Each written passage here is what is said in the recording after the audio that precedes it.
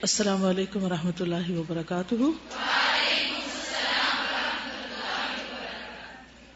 نحمده ونصلی علی رسوله الکریم، اما بعد فاعوذ باللہ من الشیطان الرجیم، بسم اللہ الرحمن الرحیم، رب اشرح لی صدری ویسر لی امری واحلل عقدۃ من لسانی یفقہوا قولی۔ کل ہم بات کر رہے تھے کہ ملک الموت جب موسیٰ علیہ السلام کے پاس پہنچے تو انہیں ایک زور کا تمانچہ مارا، کیونکہ انسانی شکل میں، شروع میں فرشتے جو تھے نا جان لینے والے، وہ انسانی شکل میں جاتے تھے، اور ان کی آنکھ پھوڑ ڈالی۔ وہ واپس اپنے رب کے حضور میں پہنچے اور عرض کیا کہ یا اللہ، تو نے مجھے ایسے بندے کی طرف بھیجا جو مرنا نہیں چاہتا۔ اللہ تعالیٰ نے ان کی آنکھ پہلے کی طرح کر دی اور فرمایا کہ دوبارہ جاؤ اور ان سے کہو کہ وہ اپنا ہاتھ ایک بیل کی پیٹھ پر رکھے اور پیٹھ کے جتنے بال ہاتھ تلے آ جائیں ان کے ہر بال کے بدلے 1 سال کی زندگی دی جائے گی، یعنی یہ بتاؤ ان کو جا کے۔ تو یہ صحیح بخاری کی روایت ہے۔ بہرحال اب ہوا کیا، آگے روایت میں آتا ہے نا کہ جب انہیں بتایا گیا کہ اتنے سال اور مٹ جائیں گے تو انہوں نے پوچھا اس کے بعد پھر بھی مرنا ہے؟ تو بس ٹھیک ہے، پھر ابھی مر جاتے ہیں، یعنی 1000 سال بھی جیے، 1,00,000 سال بھی جیے، پھر موت ہی ہے تو ٹھیک ہے، جو اللہ نے مقرر کی ہے وہی ہمارے لیے بہتر ہے۔ تو پیغمبروں کے پاس جو فرشتے آتے تھے ان میں جبریل علیہ السلام کے علاوہ بھی فرشتے ہوتے تھے، یہ بھی یاد رکھیے، ٹھیک ہے۔ جیسے ایک موقع پہ آپ نے سورۃ الفاتحہ کے بارے میں فرمایا کہ آج آسمان کا دروازہ کھلا ہے جو پہلے نہیں کھلا تھا، اور ایسا فرشتہ اترا جو پہلے نہیں اترا تھا، تو وہ پھر سورۃ الفاتحہ لے کر آیا۔ اسی طرح حذیفہ کہتے ہیں کہ رسول اللہ صلی اللہ علیہ وسلم نے مجھ سے فرمایا، کیا تم نے اس شخص کو کبھی زمین پر دیکھا تھا جو ابھی کچھ دیر پہلے مجھے ملا تھا؟ یعنی ایک فرشتہ انسانی شکل میں آیا، آپ سے ملا، اس نے بات کی اور وہ چلا گیا، تو آپ نے پوچھا کبھی اس شخص کو تم نے پہلے دیکھا ہے؟ انہوں نے عرض کیا کہ نہیں، یعنی انہوں نے تو نہیں دیکھا تھا۔ نبی صلی اللہ علیہ وسلم نے فرمایا، وہ ایک فرشتہ تھا جو آج رات سے پہلے کبھی زمین پہ نہیں اترا، اس نے پروردگار سے اس بات کی اجازت لی تھی کہ وہ آئے اور مجھے سلام کرنے کے لیے حاضر ہو، اور یہ خوشخبری دے کہ حسن اور حسین جنت کے نوجوانوں کے سردار ہیں اور فاطمہ رضی اللہ عنہم خواتین جنت کی سردار ہیں۔ اب آپ دیکھیے کہ یہ ایک خوشخبری تھی جو فرشتوں کو پتہ چلی۔ تو جب کوئی گڈ نیوز ہوتی ہے تو عام طور پہ ہر ایک کا دل چاہتا ہے کہ وہ کیا کرے، جلدی سے جا کے بتائے، اور ہم انتظار نہیں کرتے کہ فارمل اس کا اناؤنسمنٹ ہو۔ جس کو جو خبر ملتی ہے وہ کیا کرتا ہے، فوراً جا کے اس کا ذکر کر دیتا ہے۔ تو انہوں نے کیا کیا، اجازت مانگی پہلے۔ اس سے کیا پتہ چلتا ہے، اس سے کیا پتہ چلتا، فرشتوں کے اخلاق کا، فرشتوں کے تواضع، ان کا رکھ رکھاؤ ہے، یا ان کا جو ایک ادب آداب ہے، اس کا بھی پتہ چلتا ہے نا، کہ اس خوشخبری کو دینے کے لیے کیا میں سلام کے لیے حاضر ہو سکتا ہوں؟ اجازت بھی مانگی، بالکل۔ ان کو اللہ کی صحیح پہچان ہے نا، اور وہی کرتے ہیں جو حکم دیا جاتا ہے۔ یفعلون ما یؤمرون، اپنے پاس سے نہیں لگا لیتے اور جو ادھر ادھر کی سنی جا کے کہیں سے کہیں پہنچا دی، نہیں، ان کا ایک سسٹم ہے، پورا ایک طریقہ کار ہے، اور اجازت سے کام کرتے ہیں۔ اور پھر وہ آئے اور انہوں نے آپ کو سلام کیا اور خوشخبری دی کہ جنت میں حسن حسین نوجوانوں کے سردار ہوں گے۔ پھر دربان فرشتے بھی اپنی ذمہ داری پوری کرتے ہیں۔ نبی صلی اللہ علیہ وسلم جب معراج کے موقع پر گئے تھے تو کیا ہوا تھا، جب جبریل علیہ السلام ان کو لے کر پہلے آسمان پہ پہنچے تو انہوں نے دروازہ نوک کیا، تو جو دربان تھا یا دروازے پہ مقرر تھا، متعین تھا، تو انہوں نے پوچھا کہ کون؟ تو جبریل علیہ السلام نے کہا کہ جبریل۔ پوچھا کہ آپ کے ساتھ کوئی اور بھی ہے؟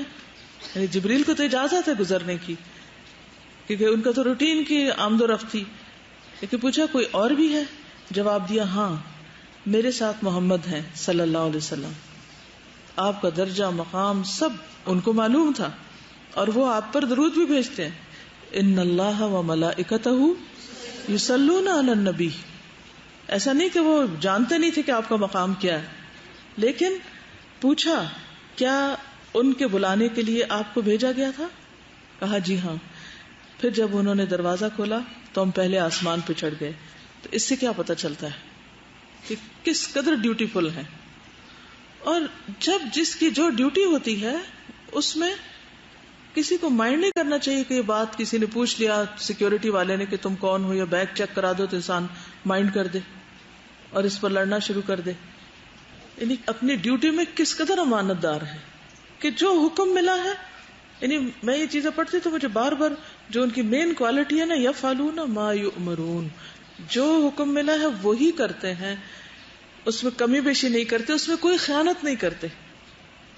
اور جس طرح ان کو پوچھنا چاہیے، جتنی کوئری کرنی چاہیے وہ ساری انہوں نے کی. انہوں نے اتنا سننے پر بھی دروازہ نہیں کھول دیا کہ حضور صلی اللہ علیہ وسلم ساتھ ہیں، بلکہ کیا کہا کہ کیا بلائے گئے ہیں. یعنی آپ خود سے تو نہیں لے آئے ان کو چلیں آج آپ کو سیر کراتے ہیں. لیکن آپ کو اکثر ایئرپورٹس پہ، مختلف اداروں میں جہاں سیکیورٹی چیک ہوتے ہیں یا تھوڑی سی لائن بنانی پڑتی ہے یا رکنا پڑتا ہے یا کوئی پوچھ لیتا ہے تو لوگ جھگڑا کرتے ہوئے ملیں گے. میں نے کئی دفعہ یہ سین خود اپنی آنکھوں سے دیکھا ہے. اگر کوئی پوچھ لے غریب سپاہی ان سے کہ بھئی آئی ڈی کارڈ دکھا دے تو وہ ایک طوفان کھڑا کر دیتے ہیں کہ تم ہوتے کون ہو، مجھ سے تمہیں نہیں پتا میں کون ہوں. میں نہیں پتا، اور اگر پتا بھی ہے کہ آپ کون ہیں تو بھی یہ ڈیوٹی ہے. کچھ عرصہ پہلے مجھے ایک کانفرنس میں جانے کے اتفاق ہو تو رجسٹریشن سب کرا رہے تھے، تو میں نے کہا مجھے بھی رجسٹریشن کرانی. تو میرے ساتھ کچھ لوگ تھے، نہیں آپ کو ضرورت نہیں. میں نے کہا نہیں مجھے اسی طرح ضرورت ہے جیسے باقی لوگوں کو، اس لیے کہ یہ ایک ڈسپلن کا حصہ ہے. اگر میں نہیں کروں گی تو باقی بھی نہیں کریں گے. اچھا پھر کیا ہوا آگے، وہ رجسٹریشن کے بعد وہ کارڈ ملتا ہے، میں نے کارڈ رکھا اور جہاں وہ چیک کرتے ہیں تو میں نے کارڈ نکالا. پھر مجھے کسی نے کہا کہ نہیں آپ کو نہیں دکھانے کی ضرورت. میں نے کہا نہیں مجھے بھی دکھانے کی ضرورت ہے. ہم دوسرے شخص کو بلا وجہ کیوں پریشانی میں مبتلا کریں اور اس بات کا کیوں ناجائز فائدہ اٹھائیں کہ یہ سب لوگ مجھے جانتے ہیں. اس میں دیر ہی کتنی لگے گی کہ میں اپنی ایک روٹین یا فارمیلٹی پوری کر دوں. تو ایسی باتوں کو مائنڈ کرنا اور ایسی باتوں کے اوپر فس کریٹ کرنا یہ کس بات کی علامت ہوتی؟ ہم انسانوں کو خوش کرنے میں لگے رہتے ہیں، اس لیے اپنی ڈیوٹی پوری نہیں کرتے. ہمیں یہ ہوتا ہے کہ انسان خوش ہو جائے، کام کچھ نہ کرے، باتوں سے راضی کر دو سب کو. آخر کسی دن تو اس کا نتیجہ نکلے گا نا، اس نکمے پن کا. اور یہ ایک اجتماعی قومی حالت ہے ہماری جس میں دیندار غیر دیندار اکثریت اس میں مبتلا. ہم توحید کے سبق پڑھتے بھی ہیں، پڑھاتے بھی ہیں، سب کچھ کرتے ہیں کہ جی اللہ کی رضا کے لیے سب کچھ کرنا چاہیے، لیکن جب کام کرنے لگتے ہیں تو پھر لوگوں کی نظروں میں اچھا بننا شروع کر دیتے ہیں. تو اس وجہ سے پھر کام نہیں کرتے نا، کیونکہ ہماری ساری انرجی کس میں لگ جاتی ہے کہ لوگوں کو کیسے خوش کریں. تو کام تو گیا نا، وقت تو اتنا ہی ہے نا ہمارے پاس. تو اس لیے اس واقعے میں بہت بڑا سبق ہے ہم سب کے لیے. اور یہ واقعہ بھی صحیح بخاری میں ہے. اور ایسا نہیں تھا کہ ان کے دلوں میں احترام نہیں تھا یا ان کے دلوں میں محبت نہیں تھی یا وہ ویلکم نہیں کرنا چاہتے تھے یا وہ اپنے آپ کو کوئی بڑی چیز بتا رہے تھے. نہیں، وہ اپنی ڈیوٹی پوری کر رہے تھے، اپنی ذمہ داری ادا کر رہے تھے اور وہ روز آتے جاتے تھے. ابھی ہمیں یہ گیٹ پہ تھوڑی سی سیکیورٹی اور تھوڑا وہ کارڈ سسٹم بنانے میں اس قدر مشکل کہ لوگ راضی نہیں کہ یہ کیا وبال آپ نے ڈال دیا، آپ ہمیں پہچانتے نہیں، ہم کون ہیں؟ بھی پہچانتے ہیں. آپ کو کیا مشکل ہے کہ ایک جلدی سے کارڈ نکال کے سامنے کر دیں؟ کیا مشکل ہے؟ ایک فارمیلٹی پوری ہو جائے اور سب کا بھلا ہو جائے. وی آئی پی کلچر جو اتنا زیادہ ڈومیننٹ ہے ہمارے ہاں، اور پھر ہر دوسرا بندہ وی آئی پی بن چکا ہے. یعنی اس وی آئی پی کا بھی کوئی حال نہیں رہا. یعنی ہم کس قدر دھوکے میں مبتلا ہوں کہ ہم بڑی چیز ہیں اور اسی ایروگنس میں رہ جائیں اور اس کی وجہ سے کیا کچھ خیر سے محروم ہو جائیں کہ دنیا میں حکمت نہ ملے، بہت سی خیر سے محروم ہو جائیں، آخرت میں جنت سے کوئی روک دیا جائے. تو اس سے بڑی محرومی کیا ہوگی؟ اس دھوکے کا نتیجہ کیا ہوگا؟ اس کو غرور کہتے ہیں نا، کہ اپنے آپ کو بڑی چیز سمجھنا جبکہ آپ ہیں کچھ بھی نہیں. چلیے، اور ان اسکالرس کا بھی احسان ہے جنہوں نے اپنی زندگیاں لگا کے یہ سارا کچھ محفوظ کیا ہمارے لیے. ہم تو صرف پڑھ رہے ہیں اور انجوائے کر رہے ہیں، محنتیں تو کچھ اور لوگوں نے کی ہوئی ہیں. پھر فرشتوں کی عاجزی اور خوف. نبی صلی اللہ علیہ وسلم نے فرمایا قیامت کے دن بڑے بڑے ترازو رکھے جائیں گے، ان میں زمین و آسمان کا بھی وزن کیا جا سکے. اللہ اکبر. یعنی اندازہ کرے ان ترازو کا. میں یہ سوچ رہی تھی جیسے زمین کا ایک گلوب کا ہمیشہ وہ آتا ہے نا سامنے، امیجن کرے تو سوچتی کہ وہ پلڑا کتنا بڑا ہوگا کہ جس میں اتنی بڑی زمین رکھ دی جائے. فرشتے پوچھیں گے یہ ترازو کس کے لیے وزن کرے گا؟ اللہ تعالیٰ فرمائیں گے میں اپنی خلقت میں سے جس کے لیے چاہوں گا. فرشتے کہیں گے سبحانک ما عبدناک حق عبادتک. آپ نے کبھی یہ حدیث سنی ہوگی الحمدللہ تملأ المیزان، الحمدللہ تملأ ما بین السماء والارض. تو آپ ہمیشہ حیران ہوتے ہو کہ پھر یہ تولے گا کیسے؟ اتنی بڑی چیز اگر ہمارا یعنی ایک الحمدللہ کہنا اتنا زیادہ ہے تو وہ کدھر تولا جائے گا؟ تو کبھی میزان کے بارے میں پڑھتے ہوئے ہم نے سوچا کہ وہ خود اتنا بڑا ہے کہ اس میں آسمان و زمین بات ہے نا. جب ہم یہ تسبیح پڑھتے ہیں سبحان اللہ وبحمدہ عدد خلقہ ورضا نفسہ وزنۃ عرشہ ومداد کلماتہ، تو جب ہم کہہ دیتے ہیں وزنۃ عرشہ تو یہ ہمارے اعمال نامے میں آتے جاتی ہیں نا چیزیں. اعمال نامے کا وزن بڑھتا جاتا ہے نا، تو اعمال نامے پر تولے جائیں گے نا. وہ ہوں گے کیسے؟ اللہ عالم وہ کتنے بڑے ہوں گے. یعنی اللہ کے ہاں کسی بھی چیز کی کمی نہیں. وہ اتنا بڑا اور اتنا عظیم ہے کہ ہماری عقل تو سوچ بھی نہیں سکتی، اور اس کا انتظام کتنا وسیع ہے ہم تو احاطہ بھی نہیں کر سکتے. ولا یحیطون بشیء من علمہ الا بما شاء. اس نے کیسے کیسے انتظام کر رکھے ہیں ہمیں اندازہ ہی نہیں. تو فرشتوں کی ایک اچھی عادت یہ کہ کوشچن کرتے ہیں کہ یہ کس کے لیے. یعنی ایسا نہیں کہ وہ روبوٹس ہیں، روبوٹس نو. کیونکہ بعض اوقات ایسا ہوتا ہے نا کہ ہم فرشتوں کا پڑھتے ہیں نا تو ہم لگتا ہے بس ایسا نا کہ روبوٹ چلے جا رہے ہیں پھر رہے ہیں، جو ان کو حکم مل رہا ہے وہ کرے جا رہے ہیں. عام طور پہ جو ہم پڑھتے ہیں نا جو حکم ملتا کرتے ہیں تو لگتا ہے جیسے کوئی ڈمی ہے بس ادھر ادھر موو کر رہی ہے جیسے ڈائریکشن دے دی گئی. نہیں، وہ ہنستے بھی ہیں، وہ روتے بھی ہیں، وہ خوف بھی کھاتے ہیں، وہ محبت بھی کرتے ہیں، وہ نفرت بھی کرتے ہیں، وہ سوچتے بھی ہیں، وہ تسبیح بھی کرتے ہیں، وہ بولتے بھی ہیں، وہ آپس میں بات چیت کرتے ہیں، اور وہ سوال بھی کرتے ہیں، وہ حیران بھی ہوتے، تعجب بھی کرتے ہیں. یہ سارے احساسات ان کے ساتھ ہیں. تو اس پر وہ پوچھیں گے تو جب انہیں پتا چلے گا کہ اچھا اتنا بڑا تھا تو سبحانک، پہلے تو انہوں نے یہ کہا تھا نا سبحانک لا علم لنا الا ما علمتنا، انسان کی تخلیق کے وقت. یعنی سوال جب کرتے ہیں جب جواب ملتا ہے تو اس پر پھر اللہ کی تسبیح کرتے ہیں اور اپنی کم علمی یعنی ایسی عاجزی اور اس کا فوری اعتراف. تو کہیں گے سبحانک ما عبدناک حق عبادتک. کبھی گناہ کیا ہی نہیں اور پھر کہتے ہیں ہم نے عبادت کا حق ہی ادا نہیں کیا. پھر پل صراط نصب کیا جائے گا جو اس طرح کی دھار کی طرح ہوگا، جسے بلیڈ ہوتا ہے نا اس کی دھار کی طرح. فرشتے پوچھیں گے اے اللہ تو کس کو یہ عبور کروائے گا؟ اللہ تعالیٰ فرمائیں گے میں اپنی مخلوق میں سے جس کو چاہوں گا. آج صبح جب میں یہ حدیث پڑھ رہی تھی تو بہت عجیب کیفیت طاری ہوئی کہ میں اپنے آپ کو اس پل کے سامنے کھڑا پا رہی تھی کہ یہ میرے سامنے ہے اور اس کو کرنا ہے مجھے پار. کبھی آپ نے دیکھا ہوگا کہ آپ اچھے بھلے سڑک پہ جا رہے ہوتے ہیں نا تو راوی کا پل آ جاتا ہے یا کسی دریا کا پل، تو آپ بیٹھے ہوئے بھی اچانک کانشیس ہو جاتے ہیں کہ پل آ گیا. پتہ نہیں آپ نے کبھی نوٹ کیا؟ یعنی میں ہمیشہ یعنی گاڑی میں بیٹھی ہوں تو میں ایسا نہیں میں کہتی پل آ گیا، یعنی پانی کے اوپر سے گزریں گے اب نا ہم. تو ایک ضرور دل میں کیفیت آتی ہے کہ خاص چیز ہے، اور کیونکہ اس کی آواز بھی گاڑی کی یعنی بیچ میں وہ جمپس تھوڑے تھوڑے لگنے لگتے ہیں، ایک خاص مخصوص ساؤنڈ ہوتی ہے پل پر سے گزرنے کی. تو وہ تو گاڑی میں ہوتے ہیں. اور کبھی ہم پیدل کہیں چل رہے ہوں اور بیچ میں کوئی چھوٹی سی پلی سی پار کرنی ہو پیدل چل کے، تو اس وقت کتنا خوف ہوتا ہے کہ کہیں پاؤں ادھر نہ ہو جائے تو کیا ہوگا. ہمیشہ یہ ڈر لگتا ہے نا کسی بھی ایج کے قریب چلتے چلتے. تو وہ تو اتنا باریک پل اس کو پار کرنا پڑے گا. تو وہ کہیں گے سبحانک ما عبدناک حق عبادتک. تو بے اختیار میرے منہ سے بھی نکلا کہ سبحانک ما عبدناک حق عبادتک. کیا کیا؟ کچھ بھی نہیں پاس. اور اللہ تعالیٰ کا یہ جواب کہ جس کو میں چاہوں گا پار کراؤں گا. تو اللہ کی رحمت ہی پار لگا سکتی، لیکن اس رحمت کے قابل تو ہوں ہمارے پاس بھی تو کچھ ہو کہ وہ ہم پہ رحم فرمائے. پھر صف بندی، صفیں بنانا، ڈسپلن. آپ دیکھیں ایک اور چیز جو مجھے بہت فیسینیٹ کرتی ہے فرشتوں میں، وہ ان کا ڈسپلن ہے.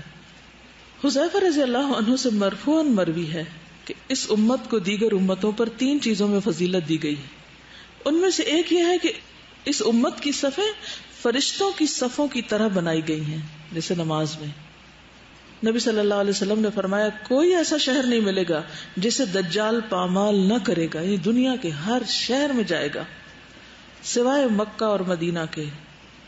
ہم پناہ نہیں مانگتے ڈر کے دجال سے، بلکہ بعض لوگ تو بڑا کیجولی اور بہت انٹرسٹنگ وے میں دجال کا ذکر کر رہے ہوتے ہیں کہ دے آر لوکنگ فارورڈ کہ کب آئے، ذرا ہم بھی دیکھیں کہ کیا ایکسائٹنگ چیزیں دنیا میں ہوتی ہیں.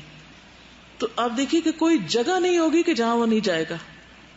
تو آپ سوچئے کہ اگر وہ آپ کے شہر میں آئے تو کیا ہوگا، تو فوراً پھر پناہ مانگنے کو دل چاہے گا نا کہ اللہ اس سے بچانا، اپنی پناہ دینا ہم کو، ہمارا سامنا نہ ہو اس سے.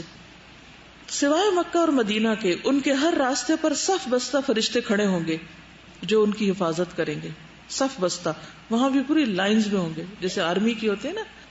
جابر بن سمرہ کہتے ہیں کہ رسول اللہ صلی اللہ علیہ وسلم نے فرمایا تم لوگ اس طرح صف بندی کیوں نہیں کرتے جیسے فرشتے اپنے رب کے سامنے صف بندی کرتے ہیں.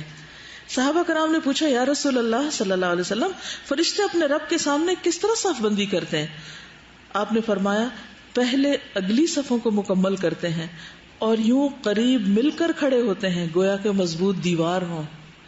تو میں سوچ رہی تھی کہ ہم بھی ہر روز دن میں ایک دفعہ تجربہ کرتے ہیں ظہر کی نماز میں کہ اللہ کے سامنے صف بناتے ہیں، لیکن کبھی ہمیں خیال ہے کہ ہم اللہ کے سامنے صف بنائے ہوئے، اللہ کے سامنے صف بنا کے کھڑے ہوتے ہیں. اگر ہمیں یہ احساس ہو جو بلیو می ہر شخص صف ٹھیک کرنے پہ لگ جائے. لیکن چونکہ ہم ہوتا ہے بس نماز پڑھنی اس لیے وہ انہوں نے کہا صف بنا لو تو ہم صف بنا لیتے ہیں. اس کے لیے کوشش نہیں کرتے کہ ہم آگے پیچھے نہ ہو، کیونکہ ہمارا یہ بازو دوسرے سے آگے نہیں نکلا ہونا چاہیے، یہ پیچھے نہیں نکلا ہونا چاہیے، اسٹریٹ ساتھ لگا ہوا ہونا چاہیے برابر کا. کأنہم بنیان مرصوص، ہٹ کے نہیں کھڑے ہونا چاہیے. دوسرے کے پاؤں کے ساتھ پاؤں ملائے ہوئے اور کندھے کے ساتھ کندھا ملاؤ تب بنیاد مرصوص ہوتی. اگر کسی کا پاؤں ادھر جا رہا ہے کوئی ادھر کھڑا ہے، اتنے اتنے فاصلے ہیں بیچ میں، تو یہ فرشتوں والی صف نہیں ہے. اور اسی لیے دل بھی پھٹ جاتے ہیں جب صفیں ٹوٹتی ہیں، کیونکہ صف تو ٹیم ورک سکھاتی ہے نا کہ دوسرے کے ساتھ لگ کے کھڑے ہونا. اور کوئی بھی ہو، ہر روز کوئی نیا بندہ ہوتا ہے ساتھ، یعنی جو بھی اللہ کے آگے کھڑا ہے میں اس کے ساتھ ہوں. اس میں پھر فیوریٹزم نہیں ہوتا کہ اس کے تو میں ساتھ ہوں اور اس کے میں ساتھ نہیں. جو بھی اللہ کے راستے میں نکلے ہوئے جو نماز پڑھنے آئے ہیں یا پھر نماز کے علاوہ باقی زندگی میں جو بھی اللہ کے دین کے لیے کام کر رہے ہیں میں سب کے ساتھ ہوں. تو یہ جو ڈسپلن ہے یہ ان کے کام کی کوالٹی کو بڑھاتا ہے، اور یہ ڈسپلن ہم میں نہیں، نماز میں نہیں تو باقی چیزوں میں کہاں سے ہوگا. یعنی ہر دفعہ نماز پڑھ کے بعض اوقات ایسا لگتا ہے کہ یعنی یہاں تو الحمدللہ بہتر ہے، لیکن جیسے حرم میں، مکہ میں، مدینہ میں ایسے تکلیف ہوتی ہے کہ پتہ نہیں اتنی دور آئے ہیں، اتنی تکلیف اٹھا کے یہاں پہنچے، پتہ نہیں نماز بھی ہوئی ہے کہ نہیں ہوئی. کس کس کو سمجھائیں، لوگوں کو ساتھ لگائیں تو وہ اور پرے ہو جاتے ہیں، غصے سے یوں دیکھتے ہیں کہ آپ ساتھ کیوں لگ رہے ہیں ہمارے، جیسے اچھوت ہو ہم کوئی. کس قدر افسوس کی بات ہے نا، جہالت ہے. اگر سمجھ ہو تو ایسا نہ کریں. اور پھر کیا تھا، کوئی گروپ یہاں کھڑا ہے، اب بھی آپ ذرا ٹی وی پہ دیکھیں نا نماز کو، کوئی یہاں کھڑا، کوئی وہاں کھڑا، کوئی وہاں کھڑا، جوڑتے نہیں ہیں. تھوڑی سی کوشش کرنی پڑتی ہے کہ آگے جگہ خالی تو آگے چلے جائیں. نہیں، ہم نے اپنا مسلح بچھایا ہوا، ہم نے تو ادھر ہی کھڑے ہونا ہے، اور ہم نے تو اپنے گروپ کے ساتھ کھڑے ہونا ہے. تو باقی مسلمان تو شاید مسلمان نہیں ہے، جو آپ کا گروپ ہی زیادہ مسلمان ہے. بھئی یہ ڈر شاید ہوتا ہے کہ یہ بچھڑ جائیں گے ان سے، تو اس کے لیے کوئی اور نشانی رکھ لیں، لیکن صف تو نہ توڑے. کیونکہ حدیث میں آتا ہے ان تسویۃ الصفوف من اقامت الصلاۃ، صفوں کی برابری نماز کا قائم کرنے کا حصہ ہے، اس پارٹ آف صلاۃ. تو اگر آپ کی صف ہی درست نہیں تو آپ کو پارٹ آف صلاۃ تو آپ خراب ہو گیا، پھر آپ کی نماز کیسے پوری ہوئی. پھر فرشتوں کی ایک خوبی سبقت کرنا، آگے بڑھنا، جلدی کرنا، یہ نیکی کے کاموں میں آگے بڑھنا. رفاع کہتے ہیں کہ ایک مرتبہ ہم لوگ نبی صلی اللہ علیہ وسلم کے پیچھے نماز پڑھ رہے تھے. جب رسول اللہ صلی اللہ علیہ وسلم نے رکوع سے سر اٹھایا اور سمع اللہ لمن حمدہ کہا تو پیچھے سے ایک آدمی نے کہا ربنا لک الحمد حمدا کثیرا طیبا مبارکا فی. نماز سے فارغ ہو کر رسول اللہ صلی اللہ علیہ وسلم نے پوچھا یہ کلمات ابھی کس نے کہے ہیں؟ اس آدمی نے عرض کیا یا رسول اللہ میں نے کہے. آپ نے فرمایا میں نے 30 سے زیادہ فرشتوں کو ایک دوسرے سے سبقت کرتے ہوئے دیکھا کہ کون ان کا ثواب پہلے لکھتا ہے. اچھا ہمیں کیا ہوتا ہے، کوئی کام ہوتا ہم کہتے ہیں پلیز تم کر دو نا، اچھا وہ کر دینا، وہ کیوں نہ کرے، اور یہ تو ہمیں نہیں کہا کہ یہ بھی لکھو، یہ تو انہوں نے ایکسٹرا اضافہ کر دیا خود سے ہی. ہمیں تو جو ڈیوٹی لکھ کر دی گئی ہے نا بس ہم تو وہی کریں گے، اس سے آگے نہیں. تو یہ ایک شخص کے دل کے محبت سے نکلے ہوئے الفاظ تھے اللہ تعالیٰ کے لیے، اور وہ ایک سے ایک آگے بڑھ رہا ہے. جی تو یہ جو سبقت ہے نیکی کے کاموں میں آگے بڑھ کے کرنا اور خوشی سے کرنا، یعنی ہیلدی کمپٹیشن ہے یہ. ہاں بڑی نیکیوں کا انتظار کرتے رہتے ہیں، کوئی بڑی نیکیوں کی پھر ہم آگے بڑھ جائیں گے، اور یہ تو چھوٹا سا کام ہے، کوئی بھی لکھ دے گا تو ہو ہی جائے گا نا، کام ہی ہے. تو وہ جو ایک ہوتا ہے نا کہ نیکی کے مواقع کی تلاش میں رہنا، اور جب موقع سامنے آئے تو فوراً اسے کر لینا. یعنی 30 سے زیادہ فرشتے، 30 کا ہو سکتا ہے کہ وہ قریب 30 نہیں سنا ہو، اور اگر ساری مسجد والے سن لیتے تو ہو سکتا ہے ساری مسجد والے آ جاتے. جب نبی صلی اللہ علیہ وسلم کو بیت المقدس لے جایا گیا تو آپ نے وہاں انبیاء کو نماز پڑھائی. آپ فرماتے ہیں میری نماز سے فارغ ہونے پر ایک کہنے والے نے کہا اے محمد صلی اللہ علیہ وسلم، یہ مالک داروغ جہنم ہے، اس کو سلام کیجیے.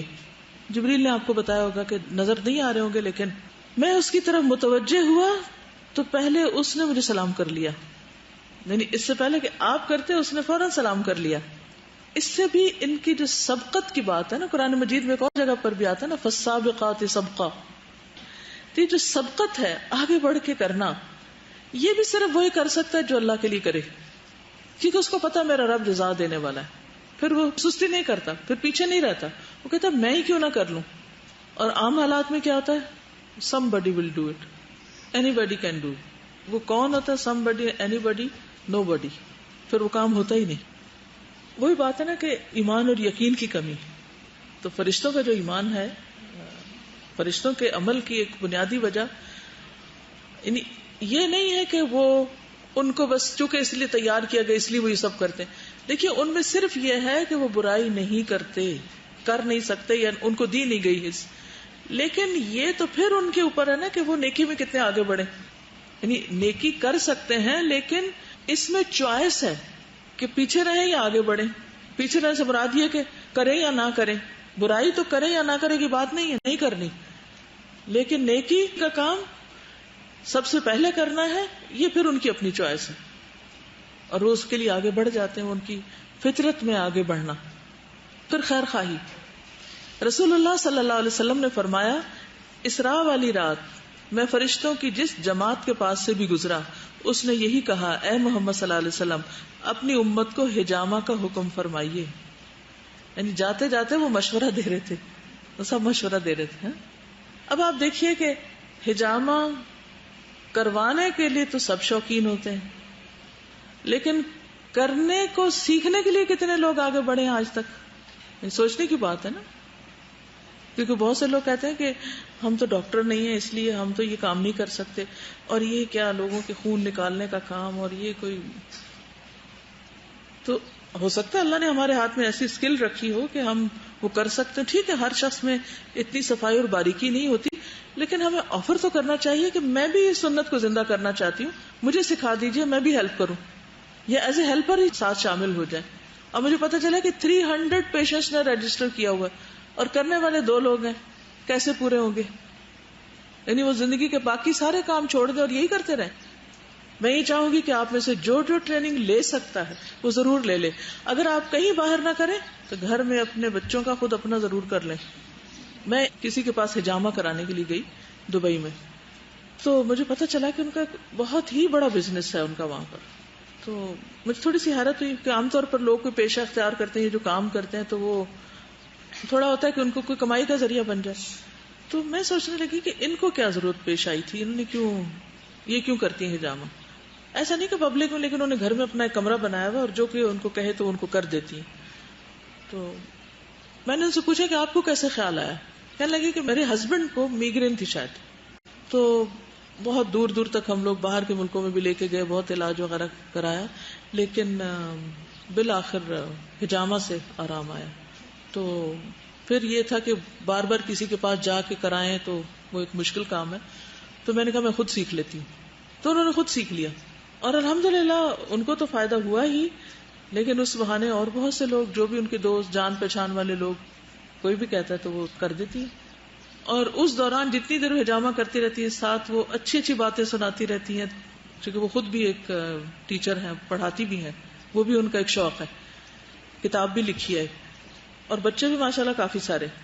تو کسی چیز کو جو میں نے جتنی دیر بھی بیٹھی، کیونکہ کافی ٹائم لگا مجھے ان کے پاس، جتنی دیر مختلف چیزوں کا جائزہ لیتی رہی، کیونکہ مجھے ہمیشہ کسی سے مل کے یہ ہوتا ہے کہ یہ کس نیکی میں آگے ہے، اس کے اندر کیا خوبی ہے، میں اس سے کیا سیکھوں. تو بہت ساری جو انہوں نے باتیں بتائیں اور جو شیئر کر رہی تھی، تو میں مختلف اینگل سے غور کر رہی تھی کہ ایک بندہ جو نیکی کمانا چاہتا ہے اور جس کے اندر ایک مثبت سوچ ہو، خدمت خلق کی بھی اور لوگوں کو بھلا کرنے کی بھی اور سیلف لیس ہو کے کام کرنے کی بھی، تو وہ چاہتی تو اتنا اللہ نے سب کچھ دیا، وہ آرام سے سوتی ہیں اور عیش کرتی ہیں اور کہتی کہ مجھے کیوں تکلیف کرنے کی ضرورت ہے. اب وہ لکھ بھی رہی ہیں، بچے بھی پال رہی ہیں، حجامہ بھی کر رہی ہیں، پڑھانے بھی جاتی ہیں، مختلف ورک شاپس بھی کرتی ہیں. کیوں؟ کیا چیز ہے؟ یہی وہ حکمت ہوتی ہے، یہی دین کی سمجھ ہوتی ہے کہ جو انسان کا دل کھول دیتی ہے کہ نیکی کے ہر موقع سے جو میری استطاعت میں ہے اس سے میں فائدہ اٹھاؤں. اور جب یہ حکمت نہیں ہوتی تو انسان انتہائی خود غرض ہوتا ہے. اس کو خیر کی بات پتہ بھی ہوتی ہے نا، تو وہ دوسرے کو نہیں بتاتا، وہ شیئر نہیں کرتا. وہ کہتے ہیں یہ تو میرا ٹریڈ سیکرٹ ہے، یہ میرے تک ہی رہے، تاکہ میرا برانڈ نیم اوپر ٹھپا لگ جائے کہ میں نے کیا یہ کام. تو جب اللہ کے لیے کیا اور اللہ نے لکھ لیا اور اللہ گواہ ہو گیا اس کام پر، تو پھر کسی اور کی گواہی کی ہے ضرورت؟ کسی کی بھی گواہی کی ضرورت نہیں ہے. پھر کفا باللہ شہیدا، کیونکہ اجر تو اس نے دینا ہے.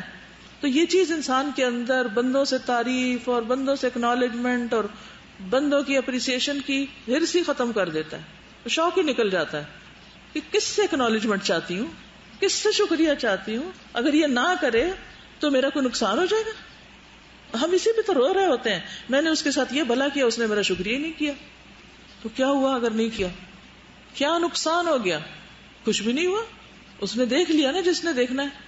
تو اس سے پھر وہ ایک خیر خواہی کی ایسی کیفیت آتی ہے. اب آپ دیکھیے کہ میں اس حدیث پہ غور کر رہی تھی کہ فرشتوں نے کیوں یہ مشورہ دیا، کیونکہ نبی صلی اللہ علیہ وسلم نے خود فرمایا نا کہ 3 چیزوں میں شفا ہے. الشفاء فی 3، فی شرطۃ محجم او شربت عسل او قیۃ بنار، صحیح بخاری. نبی صلی اللہ علیہ وسلم نے فرمایا کہ شفا 3 چیزوں میں ہے، پچنے لگوانے میں، یا شہد کے پینے میں، یا پھر آگ سے داغنے میں. لیکن آگ سے داغنے سے آپ صلی اللہ علیہ وسلم نے منع فرمایا. بہرحال تو میں سوچ رہی تھی کہ جب کبھی میں نے ہجامہ کرایا اس کے بعد میں نے اپنے آپ کو بہت ایکٹیو فیل کیا اور بہت ہیلدی اور اسٹرانگ فیل کیا، اور ایسے لگا جیسے میرے اندر ایک نئی روح آ گئی، کیونکہ وہ ٹاکسن سارے نکلتے ہیں تو آپ obviously لازمی فریش فیل کرتے ہیں. ایک ریلیف ہوتا ہے، ایک ریلیکسیشن کی ایک کیفیت ہوتی. اچھا، اس سے نماز بھی بہتر ہوتی ہے، اس سے آپ کے پڑھانے میں بھی بہتری آتی ہے، اس سے آپ کے ریلیشن شپ میں بھی بہتری آتی ہے، کیونکہ آپ ہر وقت تھکے ہارے مارے نہیں ہوتے. کیونکہ جب آپ بیمار ہوتے ہیں نا تو آپ کے سارے کام خراب ہونے لگتے ہیں، نہ چاہتے ہوئے بھی آپ ایک عجیب سے ڈپریشن میں آ جاتے ہیں کہ میں تو کسی قابل نہیں.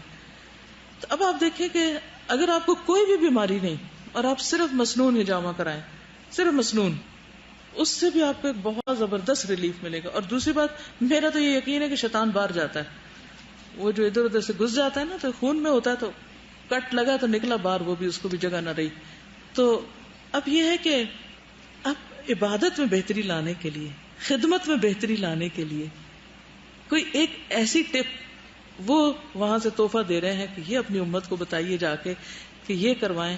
اور ہم نے اس چیز کو بھی بالکل بھلا دیا، چھوڑ دیا، یعنی مسنون علاج چھوڑ دیا. ذرا سی تکلیف ہوتی ہے کیا کرنا شروع کر دیتے ہیں اور ٹاکسنز اپنے اندر ڈال لیتے ہیں اور ایسی دوائیاں کھاتے ہیں جو لیور کے اوپر بھاری ہوتی ہیں اور پھر مزید اور جمتے جاتے ہیں ایک کے بعد ایک لیئر، اور وقتی ریلیف ہوتا ہے پھر بیماریوں میں اضافہ ہوتا چلا جاتا ہے. تو ایسی چیزیں صرف یہ نہ سوچیں کہ اگر انہوں نے حکم دیا تو ہم صرف چند لوگ ہی اس کو لے لیں اور باقی کوئی آگے نہ بڑھے، اور کوئی کسی کو اس لیے نہ سکھائے کہ پھر یہ بھی نہ کرنے لگ جائیں، یہ بھی نہ ہو. اگر آپ سیکھ لیں تو آپ دوسروں کو انکریج کریں، بھی تم بھی سیکھو، تمہیں کیا مشکل ہے، اپنے گھر کی معالج خود بن جاؤ. لاسٹ ویک میری امی کا ہجامہ یہاں ہونا تھا تو میں نے خود ڈاکٹر فردوس کے ساتھ کیا. الحمدللہ وہ مجھے گائیڈ کرتی رہی اور اتنا سمپل تھا، کٹ بھی لگائے خود، وہ بلڈ کو کٹھا بھی خود کیا، اسے صاف بھی کرنا. تو بالکل بھی ذرا بھی مشکل کام نہیں ہے، بہت آسان ہے، صرف یہ کہ تھوڑی سی توجہ کی ضرورت ہے بس. اور بہت سارے لوگ سیکھ کر پھر آگے بہت سارے لوگوں کی بھلائی کا ذریعہ. سنت تو تبھی عام ہو سکتی ہے نا. جی السلام علیکم. میں اس میں یہ کہنا چاہوں گی کہ بس تھوڑی سی پریکاشن کی ضرورت ہے. ایک تو یہ کہ سیکھنے کی نیت صحیح ہو کہ ہم نے سنت کو تازہ کرنا اور اس کو ایک مال کمانے کا صرف ذریعہ نہیں بنا لینا. بالکل. اور دوسری چیز یہ کہ ہائیجین کا خیال رکھنا، یہ نہیں کہ لوگوں کو ہجامہ کرے اور ان کو اور بیماریاں لگا دیں. السلام علیکم ورحمۃ اللہ وبرکاتہ. الحمدللہ ابھی کل کی بات ہے کہ ہم کلاس میں اسی کی ڈسکشن کر رہے تھے. میری بھی بیک بون مجھے بہت رہتی ہے، تو میں اپنی کلاس سے کہہ رہی تھی کہ اگر مجھے آپریٹ کرانے کو ڈاکٹر نے کہا تو اس سے پہلے میں یہ علاج کرواؤں گی. میں یہاں سے لے کے گئی تھی میگزین، اس میں بھی کراچی کا کوئی ایڈریس دیا ہوا تھا انہوں نے. تو میں اپنی کلاس کو یہ بتا رہی تھی کہ میرے بہنوئی ہیں، وہ ڈیزرٹس میں کام کرتے ہیں، تو ان کے گھٹنے میں اتنی پرابلم تھی کہ وہ چل پھر نہیں سکتے تھے. تو 5 دن وہ مسجد نہیں گئے، تو ان سے کچھ لوگ ملنے آ گئے اور انہوں نے ان کو یہی ان کا علاج کیا، اور ودن 5 منٹس وہ کہتے ہیں کہ میں کھڑا ہوا تھا اپنے پیروں. پھر ملائکہ جو ہیں وہ آسمان پر اللہ کے گواہ ہیں. رسول اللہ صلی اللہ علیہ وسلم نے فرمایا فرشتے آسمان میں اللہ کے گواہ ہیں اور تم زمین میں اللہ کے گواہ ہو. وَكَذَلِكَ جَعَلْنَاكُمْ أُمَّةً وَسَطًا لِتَكُونُوا شُهَدَاءَ عَلَى النَّاسِ. پھر انسانوں سے محبت کرتے ہیں. نبی صلی اللہ علیہ وسلم نے فرمایا انسان اللہ تعالیٰ کی رضا حاصل کرتا ہے اور اس میں مسلسل لگا رہتا ہے، اللہ کو راضی کرنے کے کام کرتا رہتا ہے. تو اللہ تعالیٰ جبریل سے فرماتا ہے کہ میرا فلاں بندہ میری رضا کی تلاش میں ہے، اس کو یہ شوق ہے کہ میں راضی ہو جاؤں. آگاہ رہو کہ اس پر میری رحمت ہے. یعنی اللہ تعالیٰ اس فرشتے کو گواہ بنا دیتے ہیں. اللہ کے گواہ ہیں نا فرشتے آسمان پر. جبریل علیہ السلام کہتے ہیں کہ فلاں آدمی پر اللہ کی رحمت ہو. حاملین عرش بھی یہی کہتے ہیں، ان کے آس پاس کے فرشتے بھی یہی کہنے لگتے ہیں، حتیٰ کہ 7 آسمانوں کے لوگ یہی کہنے لگتے ہیں. پھر یہ بات زمین پر اتار دی جاتی کہ اللہ فلاں پہ اپنی رحمت کرے. پھر طالب علم سے محبت کرتے ہیں. ان الملائکۃ لتدع اجنحتها لطالب العلم رضا بما يطلب. فرشتے طالب علم کے لیے طلب علم پر خوشی ظاہر کرتے ہوئے کہ یہ علم کا طالب ہے، سیکر آف نالج ہے، اپنے پر بچھا دیتے ہیں. نبی صلی اللہ علیہ وسلم جعرانہ کے مقام پر تھے. ایک عورت آئی بوڑھی سی، آپ نے اپنی چادر اتار کر اس کے لیے بچھا دی، اپنے اوپر سے اپنی چادر اتاری اور اس کے لیے زمین پر بچھا دی اور وہ اس پر بیٹھ گئی. صحابہ بہت حیران ہوئے کہ اتنا اکرام آپ نے کبھی کیا ایسے کہ کسی کے لیے اپنا کوئی چیز خاص طور پر بچھا دیں. بعض اوقات ہوتا ہے نا. تو لوگوں کو پتا چلا کہ آپ کی رضائی والدہ ہے، بتایا گیا کہ کون ہے، تو والدہ کے احترام میں ایک طرح سے. اب آپ دیکھیے کہ یہاں پر فرشتے اپنے پر بچھاتے ہیں، لتدع رکھ دیتے ہیں. ایک اور معنی اس کا یہ کیا گیا ہے کہ وہ جیسے اڑ رہے ہوتے ہیں تو ایک دم فلائٹ روک دیتے ہیں، اپنی ہمبل ہو جاتے ہیں، اپنے پر سمیٹ لیتے ہیں اور رکھ دیتے ہیں اور وہیں بیٹھ جاتے ہیں. یعنی طالب علم کے آگے عاجزی کا اظہار کرتے ہیں.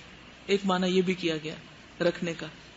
تو ساری زندگی طالب علم رہی ہے، اور طالب علموں کا خادم ہونا بھی ایک شرف کی بات ہوتی ہے. یعنی ایک ہے طالب علم اور ایک ہے خادم طالب علم، استاد کو کہتے ہیں.